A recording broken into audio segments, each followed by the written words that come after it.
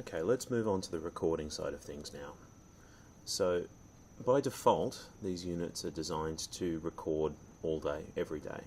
So if we go under the channel settings, under the schedule settings, you can see that by default, channel 1 is set up for timing record or alarm record. That's 24 hours a day, 7 days a week. Through here, I can modify and adjust individual periods per day if I want to. So I could set 9 till 5 full recording, and after hours from 5 PM until 9 AM, I could set up motion detection or turn off the recording or do something else like that with it. So I can change those arming schedules around as I want to per the day of the week. If I look over at channel 2, I can see that that's the same thing for me. And if I want to try and do something a little bit more fancy, I can also do a pre-record and post-record. These basically set up a buffer that's continually running. So for 5 seconds before an event happens, there is a buffer for the recording, and afterwards a little bit of a buffer as well for the extra 5, 10 seconds or 10 minutes after the actual recording finishes. Can be quite useful to see. So this is 24/7 recording. And if you see, if I go over to my playback schedule here, and I look down in the bottom right hand corner here, I've got normal for today, and I've got all my cameras selected. I can see I've got 2 sections of green starting from when I started this morning through till now. Very, very simple. Now you'll notice there's a bit of a chunk taken out of one of these cameras, and that's because I've actually set up motion detection for the second one. And if I tick the motion detection search here and search, you can see now that little chunk has been more or less filled in by yellow for motion detection. So how do we do that? Go back over to the channel settings, and we go to channel parameter this time, and then you can choose which camera you're looking at. So on camera 1, you can see I can adjust where these things come up on the screen. I can change my coding methods, I can change my capture methods, and so on, but motion is what we're interested in right now. So under motion, on channel 1, it's turned off.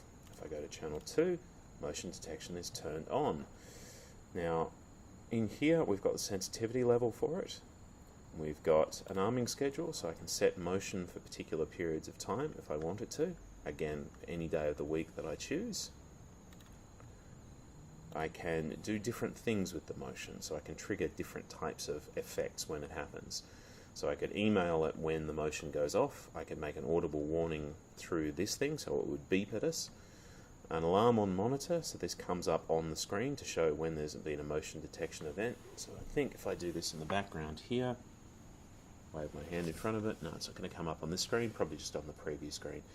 And upload to center, so if I'm using the video manager client software on the computer, then it will also show when that happens. So I can trigger the alarm outputs that are on here to turn on a light, to open a garage door, whatever I choose to do. That's the physical alarm outputs on the recorder itself.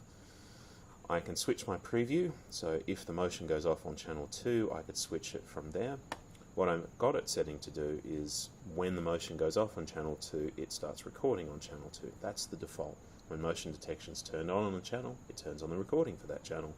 I could also do a static capture of the image when motion goes off. So I've still got 24/7 recording, but I have static images that are being taken for motion detection. I can also link this to a pan, tilt, and zoom movement. So if I had a pan, tilt, and zoom camera set up on this one, I could set to a preset position and do something else like that with it. It can be quite useful. Alright, so I'm going to cancel that because I've already set it. Now I've set from here full screen, so that's these red squares all over the screen. I could also left click and drag to choose any section that I wanted to and exclude the bits that aren't in that screen. In this case, I'm going to put motion detection on for everything. I'm going to save that, and you can see the success for that save. And that is the motion detection setup for this device. If I go into my playback screen now, and I do my motion search, so I've got all of these cameras selected, I've got today's date, and I do a search, and I can see my little chunk of motion detection right there. And that was me waving my hands in front of the DVR.